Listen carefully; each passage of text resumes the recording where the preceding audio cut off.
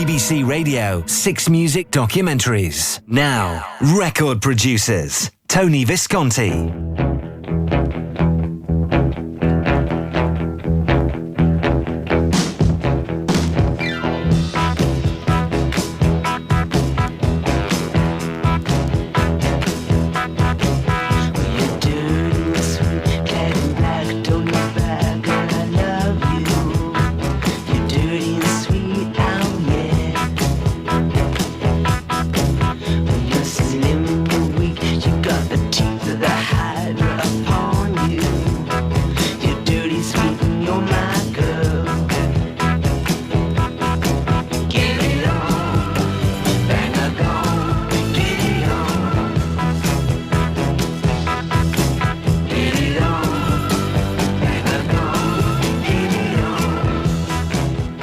We begin to take a look at the career of Tony Visconti.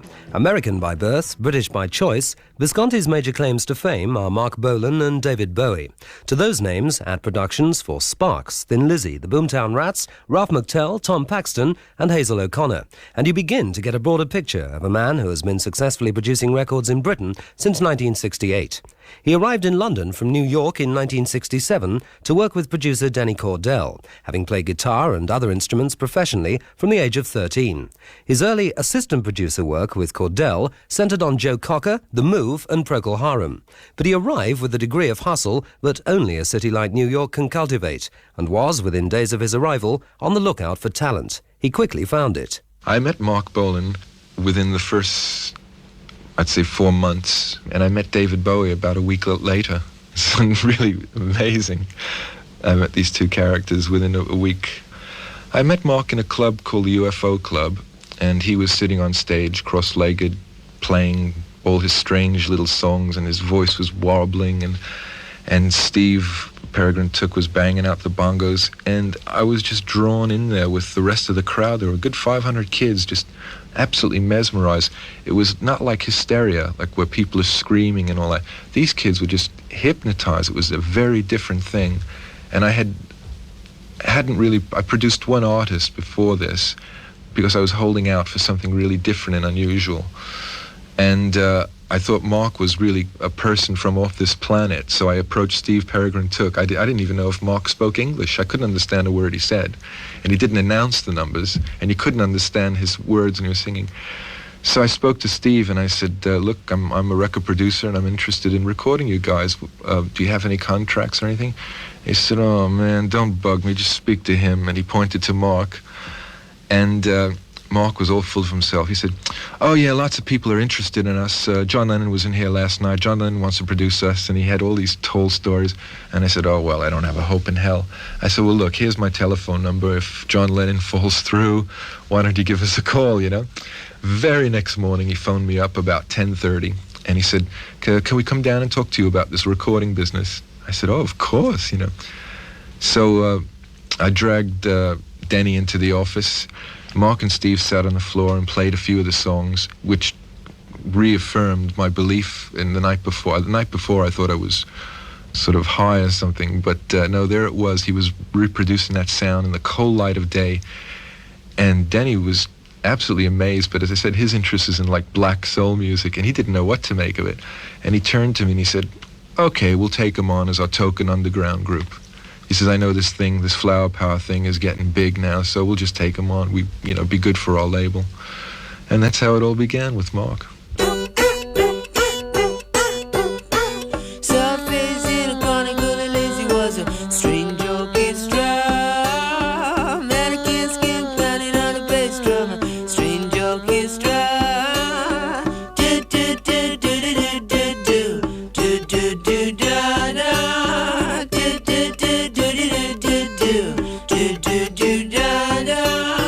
Really pushing evil in the eyes of a man with a live heart.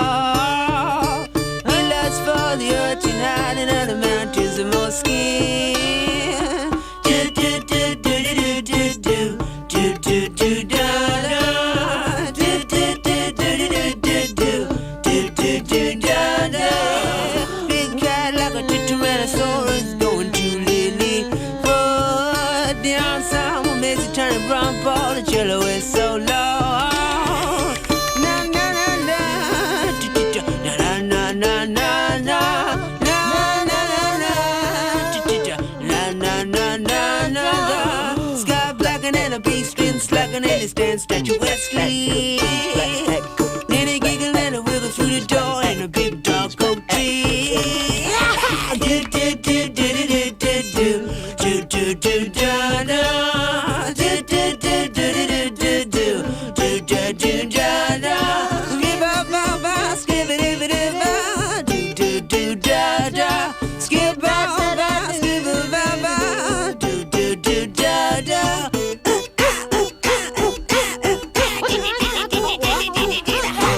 Strange orchestras from the first Tyrannosaurus Rex album, My People Were Fair. For a musician who was fairly new to the recording studio, Visconti learned his techniques very quickly, choosing for himself experimental artists and improvising as necessary. That was Bolan. Now, what about Bowie? David Platts, who was and still is the head of Essex Music, said, we've got this writer and he's on Decca, and frankly we don't know what to do with him. Nobody knows what to do with him. One minute he sounds like Anthony Newley, the next minute he's a laughing gnome, and we just can't pin him down. It's ironic. He's still that way, isn't he? So he said, I think your recent involvement with this Mark Bolan chappie, I think you can handle him. I was already starting to get a reputation around the office that I could handle the weirdos. If anyone strange walked in that defied definition, they just seemed to pass. Well, Tony Visconti can handle that. You know, he seems to be able to deal with the weirdos. So in walks Bowie one day, and we're introduced. And Bowie was obsessed with Americans at the time, and he automatically liked me and automatically wanted to be my friend. So I started inviting him and Mark around my flat, because I had a gramophone and they didn't, and they both lived with their moms at the time. But what we used to do mainly was just sort of get high and listen to Beach Boys albums. We all had this in common. We loved Beach Boys records, especially Mark, and Phil Spector records and all that. Anyway, the success with Mark was a bit more immediate. The first album sold 20,000 copies just on the strength of the support that John Peel had been giving him in those days. And fair enough, he was the Tyrannosaurus Rex were a gigging band. They were playing a hell of a lot. I mean, even for £5-10 a night, but they were playing almost every night. And David was a lot harder. First of all, Decca didn't have any faith in him. I think it's commonly known that their biggie was Cat Stevens at the time, and they were concentrating mainly on him. And I went in and did 3 or 4 tracks with David. One, I think, was Karma Man. The other was Let Me Sleep Beside You, which we had to change to Let Me Be Beside You, because they said sleep is out of the question. That was a terrific lineup. We had John McLaughlin on rhythm guitar, Andy White, the guy who played drums on, I think, Please Please Me, and oh boy, did we have faces on that session. Anyway, it was a total flop. Decca was firmly convinced by now that David wasn't their kind of artist, and those tracks eventually emerged on the world of David Bowie years later.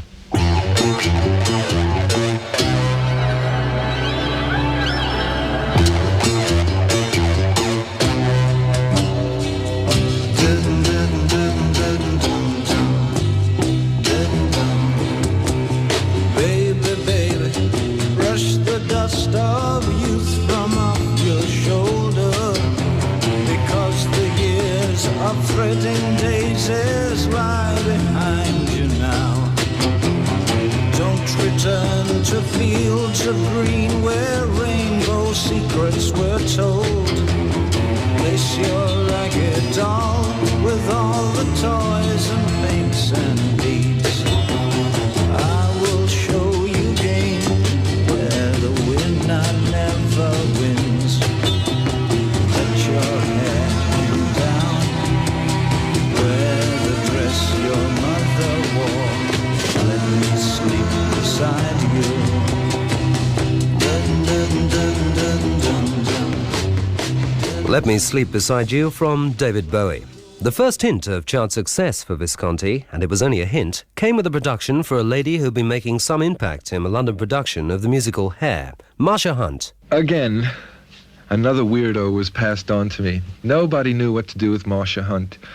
Of course, flower power was still very controversial, and record company executives were about 15 years older than the people making the records, and they said, well, there's a terrific thing here. I mean, she's got a lot of hair on her head, and she's in a stage production called Hair, and she's a very sexy black lady, and there must be something we can do with her.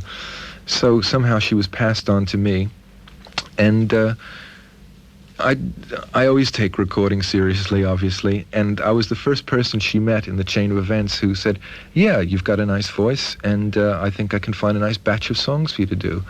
And I came up with a couple of T-Rex songs, and Marsha herself came up with the Walk on Gilded Splinters from the Dr. John album. And she said she was just so grateful for being taken seriously as a singer and not as a sex symbol. However, we made Walk on Gilded Splinters, which was a very gratifying session. It was one of the early sessions where I first used Rick Wakeman, and we had a lovely lineup on that. We had Ricky Fattar, who eventually ended up playing drums for the Beach Boys. He played drums on that session. And P.P. Arnold's sister, not P.P. Arnold, in the background.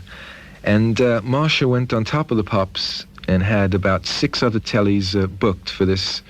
And her breasts fell out in the middle of the live Top of the Pops thing, and the camera went haywire, and all of a sudden they just finished the song from the neck up.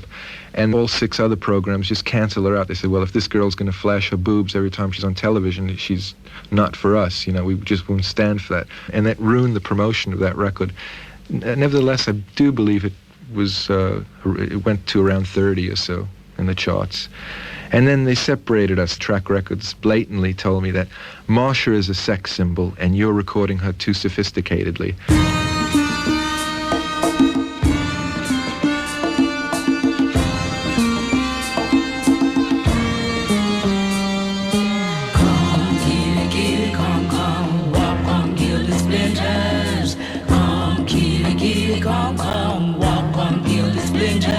Some people say they jive me, but I know they must be crazy. Don't see them as fortune if they're just too lazy. Je suis le grand zombie, my yellow-belted joy zombie, and a friend of the tomcat, fill my brains with poison. Walk through the fire, fly through the smoke, see my enemy at the end of a road. Walk on pins and needles, see what they can do. Walk on gilded splinters with the king of the Zulu. Gimme, come, kitty, come, walk on gilded splinters. Come, kitty, come, walk on gilded splinters.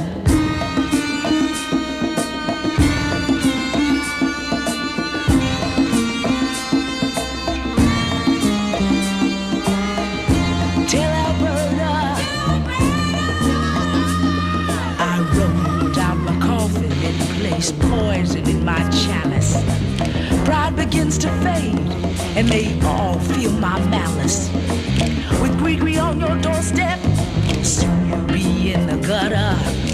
Melt your heart like butter, yeah, I can make you stutter.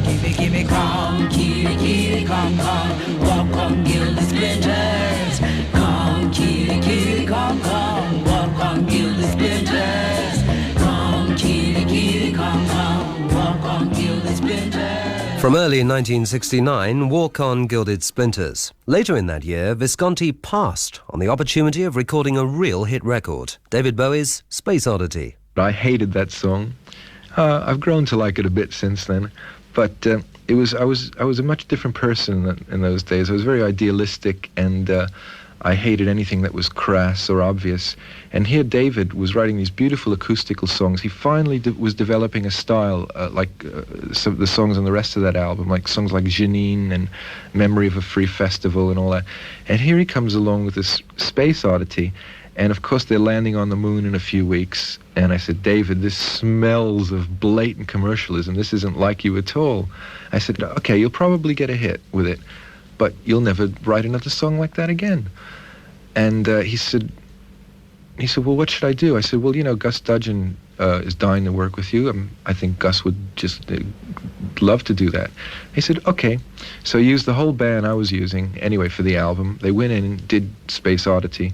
David did get his hit with Gus Dudgeon, and I said, well, that's it. But to my amazement, David still had this friendship, and he said, okay, now that I got that over with, Tony, let's get on with the album. Every so often throughout his career, Visconti has provided himself with dramatic contrast in production by working with folk artists, and in 1969 began a 3-album relationship with Dave Cousins. Folk musicians, for me, were easier to record, of course, because the lineups were smaller, and I was still coming to grips with studio technology.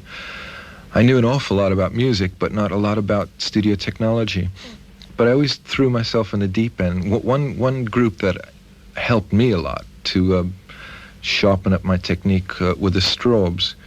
In those days, they were very folky, but they were also experimenting. They were very much into the symbolism of the Beatles' lyrics and Bob Dylan's lyrics, and they liked the strange sounds that the Beatles would produce, and they were trying to incorporate it into folk. And they did 2 singles with, I think 1 single with Gus Dudgeon, which I was the MD on. And I think it's called Oh How She Changed, with every passing day. And I had to write this big orchestration for it. And, they did their first album with Gus, and I did all the orchestrations for that. But then the Strawbs were very disenchanted with that album, and they came to me for their second album called Dragonfly.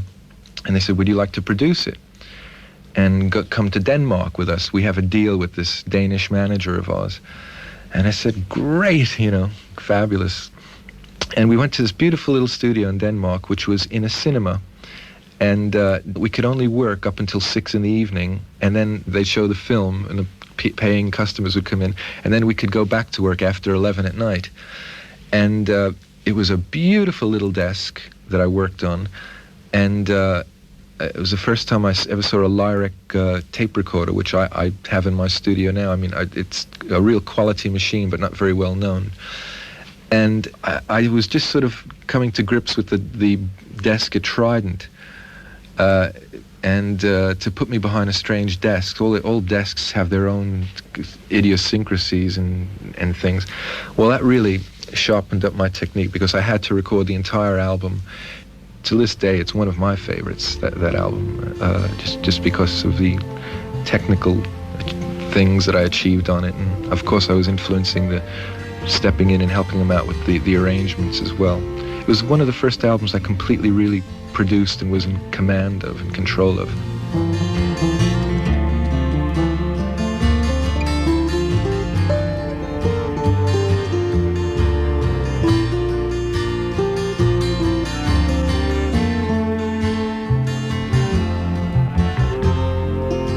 The years have left their mark, and time must be to blame. To me you're just the same, Josephine, for better or for worse. I thought that I would stay, always young and free, but now you're part of me, Josephine, for better or for worse. I love you, for richer, for poorer. I love you, to honor and obey. I love you, for better or for worse. You're still the same today.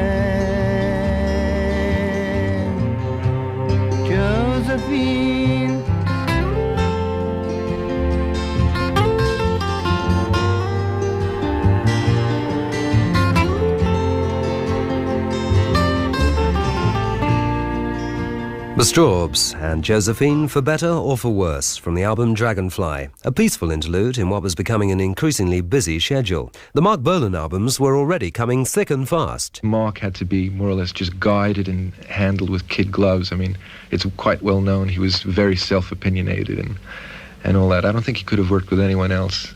With Mark, I was a guiding force and a friend, but to tell him something, especially in the Hot Love days and all that, when he was having, when Hot Love was number one for 7 weeks, I often had to take Mark outside of the control room and talk to him in the hallway, and then he would take direction. But if I gave him direction in front of people sitting in the control room, he'd just explode into a fury and say, no, it's not a good idea, it's not a good idea. At this point, the first real Bolan hit had still to arrive, and arrive it did in autumn 1970, an event which coincided with Visconti being turned loose from his regular contract with David Platts and Essex Music. My option came up for the third year of my contract, and David said, I'm afraid I'm going to have to let you go, Tony. I said, what? He says, I'm afraid I'm going to have to let you go. I think you'd be much better off as a freelance producer. The only thing you really brought into us is this Tyrannosaurus Rex thing, which they were now called T-Rex. And he says, quite honestly, I think if I just cut you free, you'd do much better. Well, 2 weeks after I was sacked, Ride a White Swan became number 2. And I think that man is kicking himself still.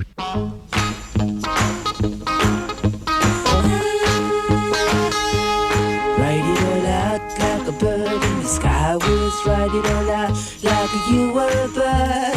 Fly it all out like an eagle in a sunbeam. Ride it all out like you were a bird.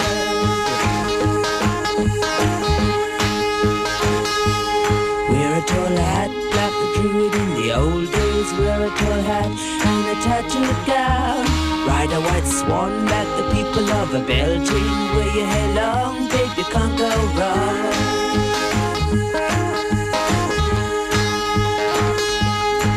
Your bright star and a place it on your forehead. Say a few spells and baby there you go. Take a black cat and sit it on your shoulder, and in the morning you'll know all you know.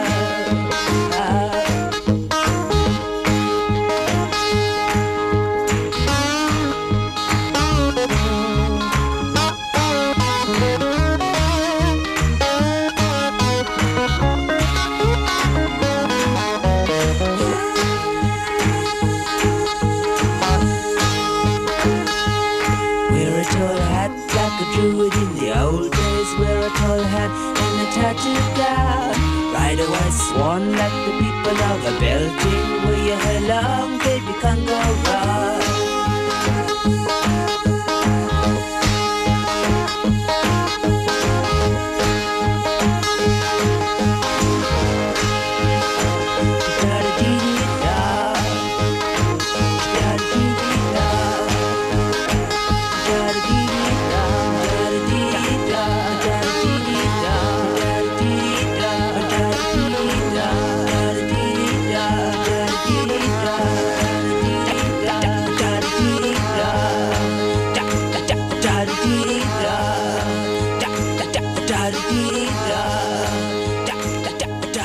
That was such a fast, rapid period of development. We were trying for years. I made many, many albums with Mark, about 5 or 6, and I'd say about 10 or 12 singles. And we always had this ceiling of 20,000 sales. There was still the original cult followers from the John Peel days. They were still the same 20,000 people. I'm sure they were buying the records. And Ride a White Swan, the only difference, I mean, he was already electric for a few albums. He was using electric guitar. I think on Beard of Stars it first appeared. And then again on T-Rex, when he changed the name of the group to T-Rex, and it was him and Mickey Finn. He was using electric guitar on that album. And it was through those sessions that we recorded Ride a White Swan. And the only difference between Ride a White Swan and all the other singles we put out is, at my suggestion, I said, let me just write some strings for it. Let me just put this little string line above, this little gloss. And Mark says, okay. And I said, great, I've been dying to say that for years. I've been dying to do that for years. And you'll notice that I think not until Telegram Sam. We didn't stop using strings. We had strings on every single up until Telegram Sam. And then after Telegram Sam, oh no, even Telegram Sam, we had cellos. I mean, when I say strings, I mean the high violin sound. Now Telegram Sam had cellos on it. In fact, I don't think we ever made a single without strings after Ride a White Swan. Very few albums are remembered as much for their covers as for their contents, but such a one is the famous Red Boot album made by Visconti in 1970 with South End band Legend. That was great because it was the first time I met Mick Jupp, and their manager was Dave Knight, who used to be the bass player in Procol Harum. And I made quite a nice little rock and roll album with Legend. Mick Jupp was a very difficult person to work with. He wanted the authentic sounds of days gone by, and I'm torn between doing that and, just updating it a bit. And he used to go off into rages, and he was very temperamental. But when we got great takes, he was very happy as well. Generally considered to be one of those great takes is Cross Country. Cross Country, I love that track. It was, I think we recorded it twice. It was quite a hard one to record, like a lot of simple rock and roll. There is nothing simple about simple rock and roll. It's all down to feel and good vibes and right conditions. And Cross Country was, we did record it twice, and in those days that was big budget,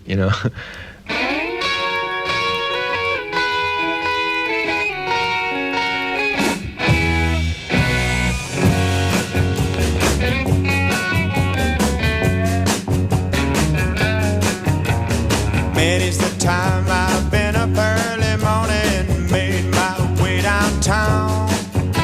Down to the station, I got a reservation on a Greyhound. Showed my ticket to the man, stole my suitcase, everybody all aboard. Take my seat, driver starts a motor and we're on the road.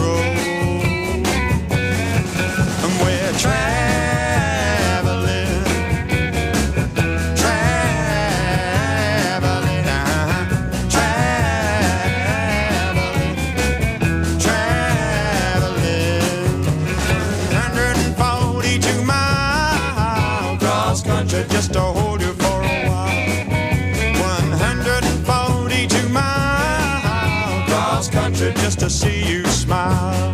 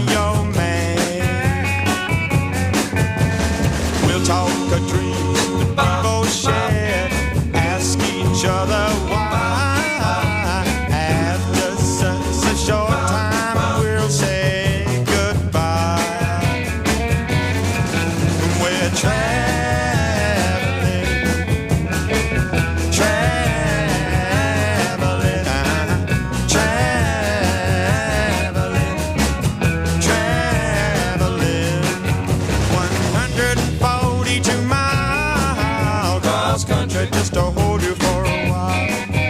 142 miles cross country just to see you smile. Cross country just to see you smile. Cross country just to see you smile.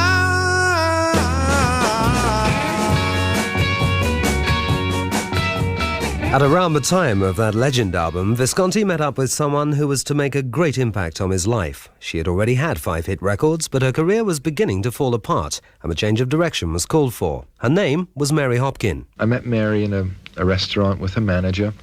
In those days, she was still under the great influence of her family and very protected, and her manager was her brother-in-law. And they were also afraid of young men getting too close to her as well.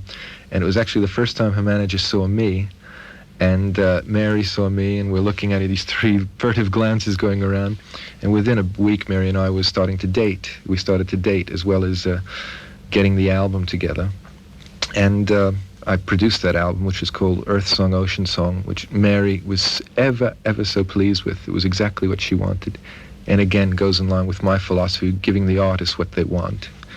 The album started out with the simple concept that there was going to be folk songs, and she loves the sound of the cello. So I said, well, if you like Dragonfly, and Dave Cousins would play for you. And I'm working with Ralph McTell, and she liked one of Ralph's songs, Streets of London, and Silver Birch, and Weeping Willow. That's another song that we did in those sessions. And Ralph and Dave jumped at the opportunity, because they always reckoned Mary should be singing folk. And her first day in the studio, well, we first day at rehearsals, she was about 2 feet off the ground rehearsing with Ralph McTell and Dave Cousins, and we got Danny Thompson on bass. And I wrote some cello parts, and we did some backing vocals. It's something she was never allowed to do. She wasn't allowed to do her own backing vocals. And I got her to do all these studio techniques. And to me, that album is just ever so beautiful. So I made a beautiful album and gained a beautiful wife. And shortly afterwards, I gained a lovely little son, which put an end to promoting that album.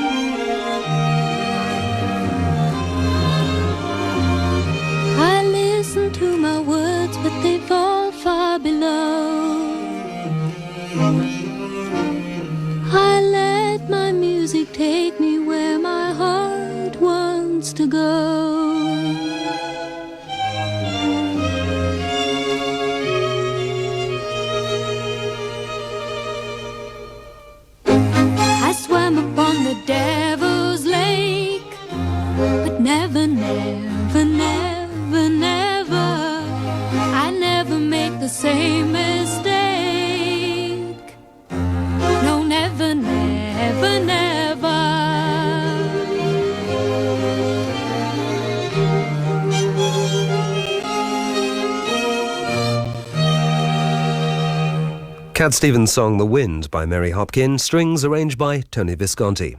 The previous year, 1970, David Bowie had been falling in love too with Angie, a situation that had made the making of his album, The Man Who Sold the World, very difficult, if not almost impossible. Finally, most of the work had been done on it by Mick Ronson and Visconti. There were only 4 people in the world who liked that album at the time. It was myself, Mick, the drummer, and David. Record company didn't like it, and put a halt to his recording activities. And that was more or less it. The way he got out of it, eventually, and I mean eventually, it took like 6 months to do something about the predicament he was in, was to change managers. And he met Tony DeFries.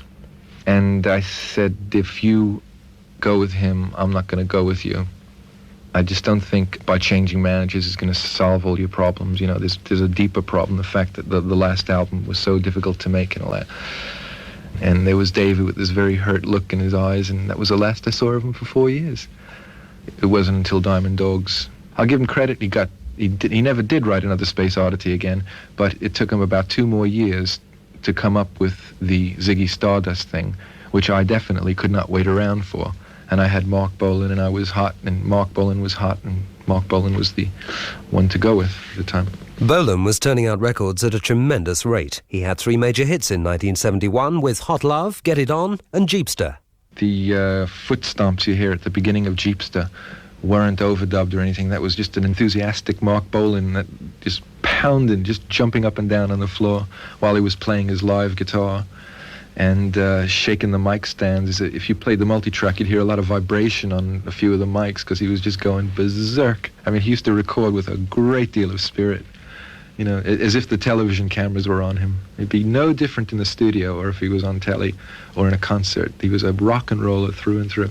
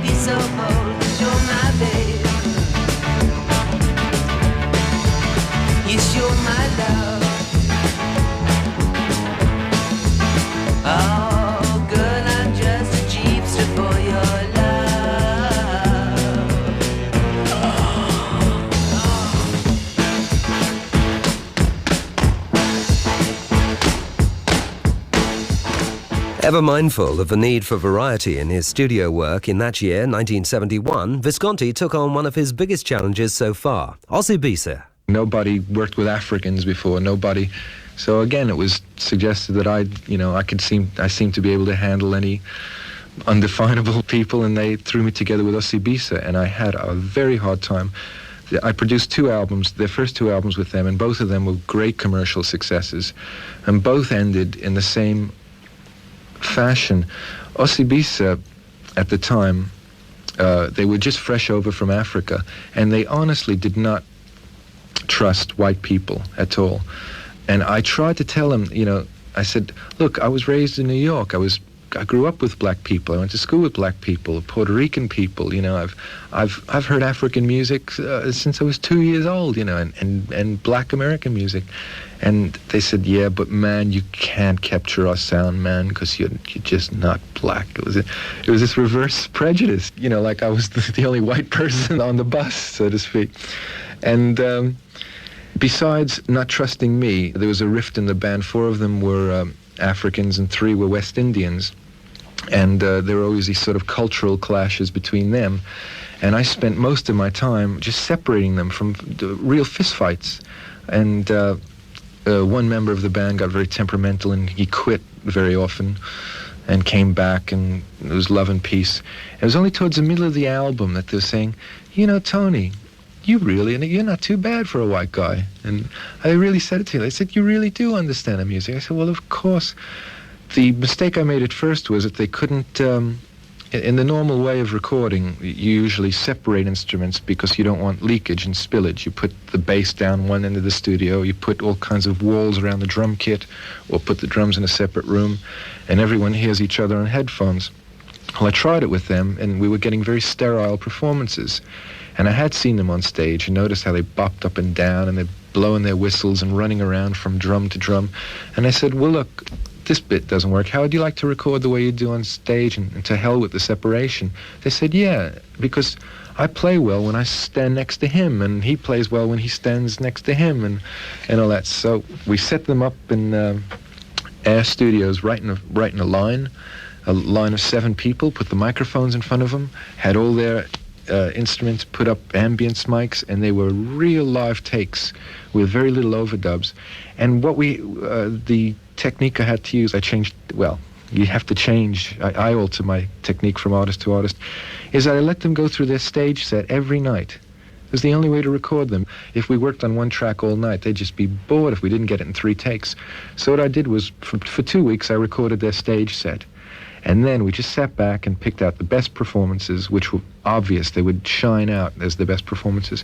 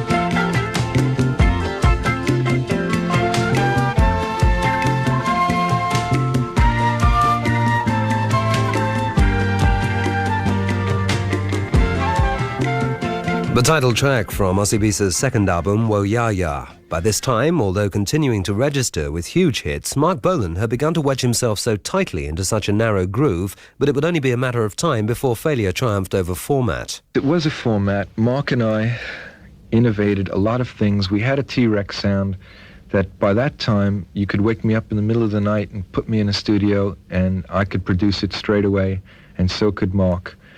And it was an enviable formula. It still holds up nowadays. A lot of people are still trying. Every group who wants me wants that T-Rex sound, or Bowie wants that T-Rex sound. He's constantly looking for it too. It's made up of a number of components. I'd gladly tell you what they are. I mean, the main ingredient, of course, was Mark Bolan. But I can gash up a T-Rex sound right now without Mark, and just put another singer's voice on it. There was a T-Rex formula, definitely. And it was, I'd say around this slider, that's when it became a fine art. We had it down to a fine art. We both wanted to get off this formula and do something adventurous like The Children of Ron, which eventually emerged after his death in demo form, and she recorded in my basement. But we never got around to it because Mark was very insecure about departing from that formula. It was so easy to make those records. I can't tell you how easy it was to make those records for us. I mean, I remember during one session we're mixing, I think it was Metal Guru, and we're throwing all our gadgets on it. We've got everything, all the raw stuff, and I'm putting on all the special effects that we were putting on before, maybe introducing one or two, and it was mixed in something like an hour. And he just looked at me and smiled, and he said, "Cheap, isn't it?" We both broke out laughing. We knew exactly what Yes, cheap for us, but complicated for you. And it was easy. In those days, it was easy.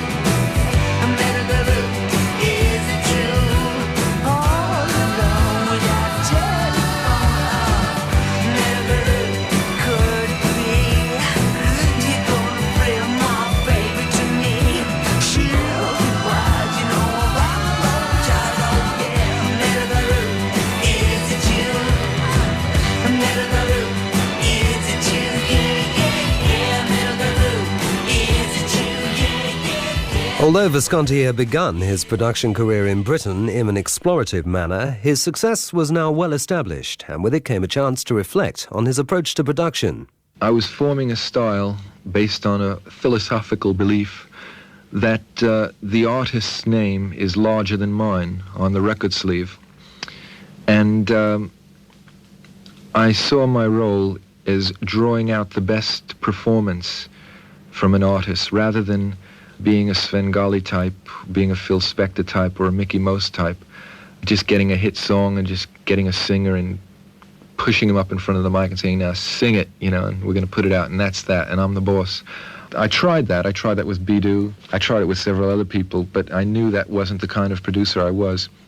I found that I was happiest when I worked with very talented people, people who wrote their own songs, specifically people who wrote their own songs, and people who I would have been a fan of anyways. I mean, I would have bought David's records. I would have bought Mark Bolan's records.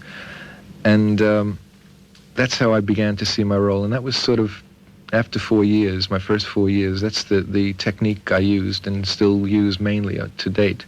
Although now I'm not as shy as I used to be. In those days, I often didn't say all I should have said. It's just through lack of confidence. Now, as a producer, I know exactly what I want and exactly what can be done and what can't be done. But I wasn't too sure in those days. But I knew that my job was to draw out the best performance from an artist. In 1972 and 1973, he was working with folk artists once again and produced 2 albums with Ralph McTell. I have a lot of Gus Dudgeon legacies. I inherited the Straubs from Gus Dudgeon. After I gave David to Gus Dudgeon, I got him back from Gus Dudgeon. And Ralph McTell I got from Gus Dudgeon as well. Ralph was a bit disenchanted. All of us producers go through these funny phases. Gus was going through his phase of overproduction, throwing in the kitchen sink syndrome. Ralph wanted to be recorded simply, and that's what I provided for him. And we made a lovely album called Not Till Tomorrow, and part of a second album called Easy. But at the time, his business dealings were so shaky, and he was just changing managers. And one thing or another just led us to go our separate ways. But I thoroughly enjoyed working with Ralph, and I would enjoy working with him again.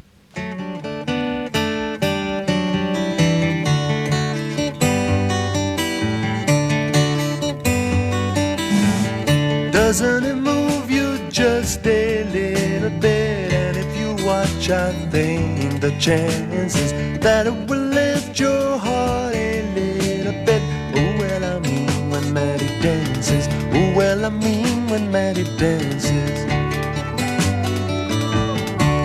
she turns her head a little bit. Don't you just love them sidelong glances? Surely she lifts your heart a little bit. Oh, well, I mean when Maddie dances. Oh, well, I mean when Maddie dances. Clear the stage just a little and let that lady move around. Play the right kind of music to get a 1 inch off of the ground. Look at her stepping sure and lightly. Oh, I do swear you must be sleeping if it don't lift your heart just slightly. Oh, well, I mean when Maddie's dancing. Oh, well, I mean when Maddie's dancing.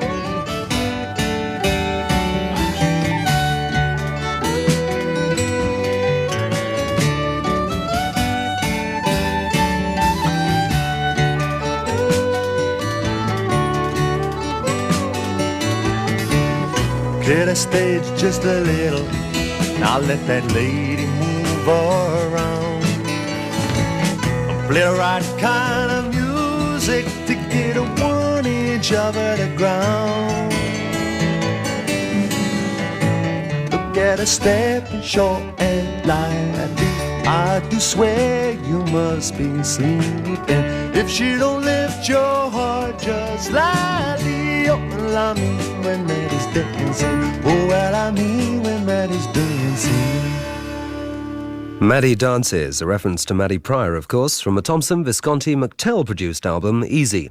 It's important to note that for many folk artists, the recording process was by no means fun. Tom Paxton, for example, was one artist who was distinctly uneasy in the recording studio, but with Visconti's aid, produced a delightful album called Peace Will Come. That's the first time Tom did all his own backing vocals, and he came in and heard himself sound like a barbershop quartet. He was ever so chuffed.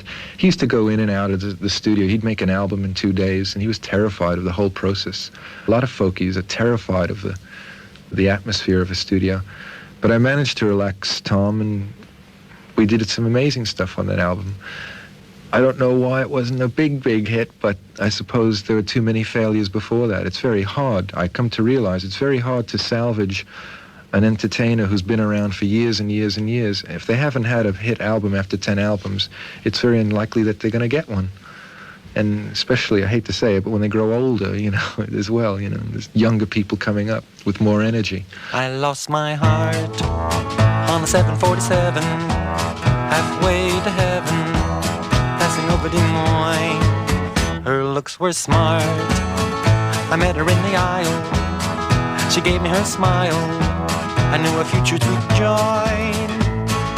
There in the middle of a spicy movie starring Natalie Wood, we made our vows together, cutting our steaks as best we could. My love removed her earphones and told me in her dear tones she had to powder her nose. She pushed and shoved through a dozen stewardesses, handing out their addresses and straightening their hose. Time flew, I knew something had gone wrong. Where was my love? She'd been gone too long. I searched, but I couldn't find Diana. When we landed in Havana, not a trace could I see. I asked around, interest couldn't have been keener, and everyone had seen her, and she was looking for me. Knocking madly on the powder room doors, tears were in my eyes. Accepting 3 or 4 masculine roars, I heard no answering cries. I searched, and I must have looked for hours, till Kennedy Tower gave permission to land. Farewell to the future we planned. La da da da da, la da da da da, la da da da da. Fighting madly in the baggage claim, just like World War II. I thought I heard her call my name, but I lost my love and my baggage too. She's gone, now we'll never fly united. I promise unrequited, no future to join. Our love is on a 747, halfway to heaven, passing over Des Moines.